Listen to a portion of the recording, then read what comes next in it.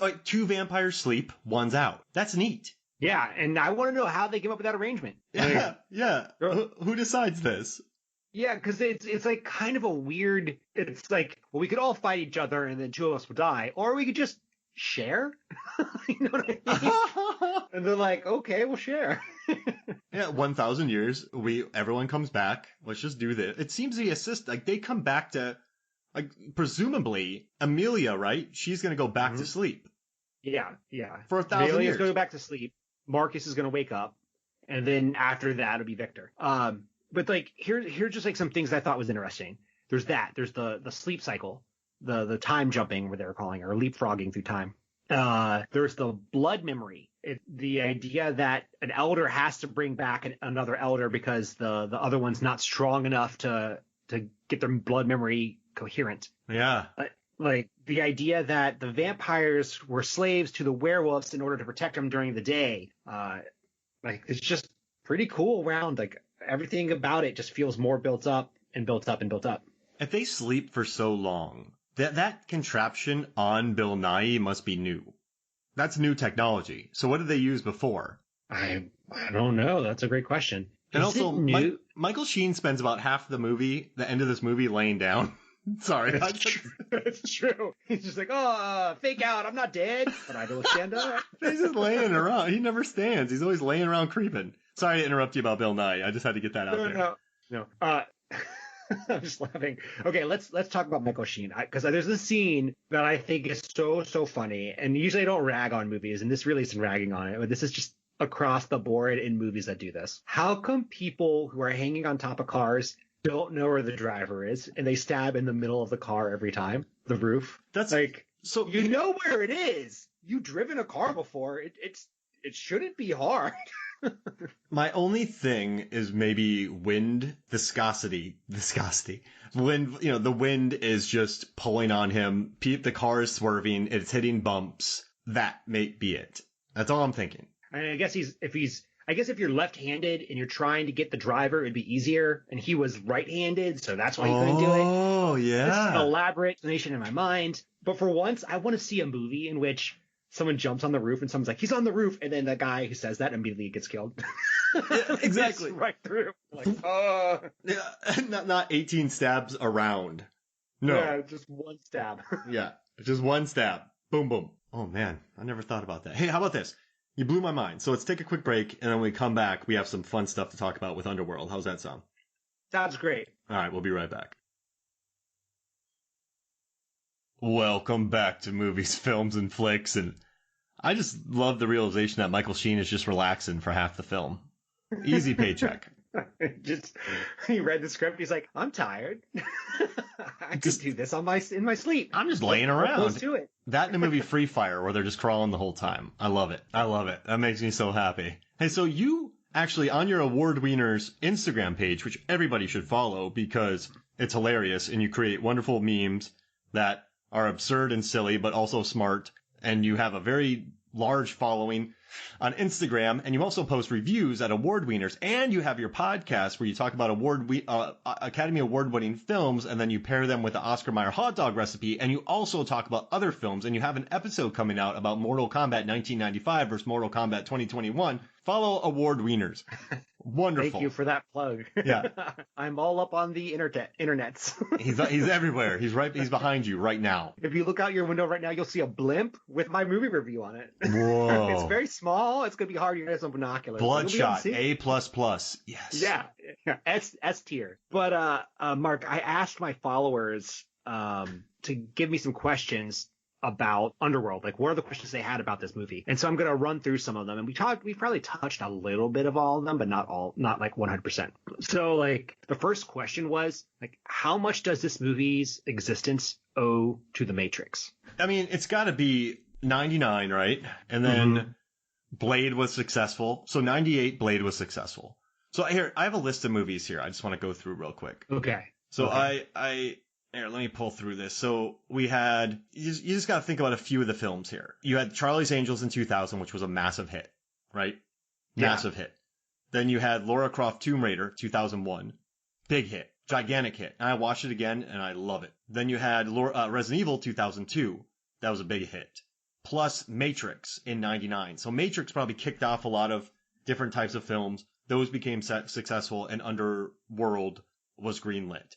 So I think that The Matrix was a big influence, but also at the time, you had, like, I don't know. Well, Ginger Snaps and Dog Soldiers weren't responsible for it, but they were awesome. So, like, vampire movies were successful, werewolf movies were doing just fine, and then you had this kind of really, really neat run of female-led action films. So I think all that combined to do it. And I would say that there was also sort of a revival in like classic horror in the early 2000s. Like, so everyone was looking back and talking about it. I would say that stylistically, Underworld owes a lot to The Matrix. And so does Blade 2 and some other films. But really, that's about it. Like this, I'm trying to think how to say this. I mean, this is a movie about vampires versus werewolves. Like, I think it would have almost gotten greenlit no matter what.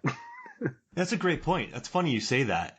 Yeah, I mean, it's $22 million, David. This isn't... Mm-hmm. Lara Croft had $100 million. Resident Evil, super low budget. Charlie's Angels was high budget. I mean, you had the success of Resident Evil for 30 million, 25 million.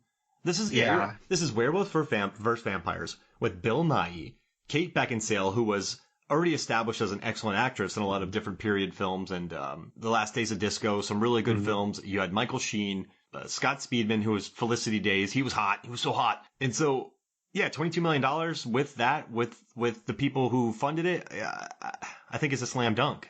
Yeah, it sounds to me like they greenlit this and they were like, oh, The Matrix did pretty good, so let's just sort of graft on some of that style to it and go with it. And I'm fine with that. Yeah, absolutely. And you know what's interesting, though? People watch The Matrix and they talk about how The Matrix changed everything. But The Matrix wasn't the first film to use wire work. Mortal Kombat in 95 used wire work. And because they brought in a lot of Hong Kong fight choreographers and stunt coordinators to do it. I mean, you had Jackie Chan, you had Jet Li, lot of wire work before Matrix even happened, and Blade did bullet time before Matrix. So yes, The Matrix kicked the door open and was innovative in many ways, but there are many films that inspired The Matrix, and then The Matrix inspired movies. So I just don't like all this. It was made because of Matrix. It's very reductive. Mm-hmm. Yeah. Sorry, I said to go off. Yeah. It's like influenced by and probably appreciates The Matrix a lot. So here's another question. Is the lore in this movie too complicated? You know what's wild?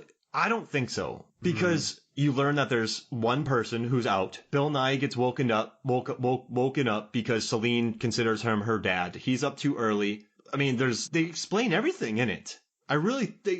Now, I don't quite know what Scott Speedman is in this movie, but vampires kill werewolves. Werewolves are in the underground. Vampires are just yuppies. They've infiltrated everything. That one can be awake. They don't want to have the species populate. You don't want abominations. It all makes sense. I don't know. It's always made sense to me. I never asked any bad questions, David. I never said what. I always just thought, okay, I get it. It's cool. I don't need to overthink it. Yeah, I had absolutely no problem with the lore. So I had a long answer, man. My bad. No, this is great. This is what the people pay for. It's free. And this is one I think we've talked about previously on Van Helsing, but I can't remember it because I feel like I've had this conversation with multiple different people. Why do people think that werewolves and vampires don't get along? I mean, here's the thing: like, they'd probably get along. I mean, Hotel Transylvania proved that. Yeah. And I was like, if you really wanted to make an antagonist for a werewolf, you would probably have like a were-lion. And if you wanted to like an opposite of a vampire, you would have like some type of reverse vampire that gives you blood. Yeah, makes you explode. Yeah. It's like putting them together, like there's no real reason. To be fair, this movie does give a backstory for it. Mm-hmm. So this one's more palatable than just saying they fight, because there is a massive backstory between them. So at least it builds to things being created, yada, yada. And then the elites were the vampires and they had these people, but then they rose up. So it makes sense in the regards of this franchise. But to just think that they fight is silly any, like, yeah. I mean, let's just be honest though. This movie is the rule of cool defined. It's like the people want vampires versus werewolves. Give them vampires worth vampires versus werewolves. And then it's like, okay, okay, I'm happy. Yeah. Let me watch a vampire versus werewolf fight in a train through the lenses of a, let's see, what does he have again? Through a, what were his weapons that he gets killed by? Oh man. Oh gosh. Indiana Jones, his whips. The guy with the whips, we watch a fight through his sunglasses. It's great. I love it. Give me more. Okay, I have 3 more, and then we can wrap up my Q&A session with Instagram. On a scale from 1 to 10, how much would Zack Snyder like this movie? It's not moody enough for him, and this is a completely different world than Snyder, I think. It's not as moody. The vibe is completely different. I really do. I think so. It's not as, Bill Nighy doesn't exist in one of his worlds. There's no God complex. Man, I don't see it being a Snyder picture. I mean, I think him liking it on a 7 or 8 just because of the amount of slow-mo and just like this comic book grandiose feel that the film has. Yeah, that makes sense. The music selections aren't as intense. The music is a very secondary element of this film. So on that, I got to dock a couple points off because Snyder wouldn't like that. Okay. Could Celine take Reyes? Okay. Well, she ran from him. Yeah. But Reyes gets wiped out by... It's a really good question. Bill Nye's character. Yeah. But you see Reyes basically take out another Death Dealer. Yeah, like nothing. So I don't think she could do it. I think that he was a very scary werewolf and that the only person who was going to take him out was an elder. I agree. And we did see that Death Dealer kind of think it could bow up on him, and he just gets wiped out immediately. Anybody who fights him gets wiped out immediately. So yeah, Celine would be in trouble. Yeah. She's craftier than the other ones, though. Yeah. I mean, she ran away. She was smart. Like, everyone else was like, I can do this. And she's like, yoink. Run away. Okay. My last question, and I don't know how to take this one, but it's just, is Michael Sheen scary? Like, I don't know. And I kind of get it because he's just not a very like physically imposing dude in this film. And he has sort of a weird haircut. Like, are we supposed to be scared of him? I think we're supposed to be scared of his vampire form and who he is. I like that. I like that he's not scary looking. I love when there are that's why I like Keanu Reeves in Speed. That's why I like certain characters who don't look like Iko Uwais. I think Iko Uwais is the best movie fighter of all time. But if you look at him, you're like, he's, just strictly by size, he doesn't look that tough. I just think I like it. So does he look tough? No. But do I appreciate that they brought in a good actor to play this more than just bringing in a tough guy? Yes. Yeah. What I think is scary about him and the implication of who this character is that he doesn't need to turn into a werewolf to kill you. Yeah, exactly. Like he's scary, period. Like he shows up and you're like, oh, this guy could wreck me if he wanted to. He can run. And he's all about control. Mm-hmm. And he's fast and he can spit out bullets. Yeah. Yeah. I never even thought once about that. I've always bought his character because I never bought his character. I bought it as more of a romantic character than a scary character. He's just a romantic, tragic character who could also wipe you off the face of the earth. So yeah. That's my thought.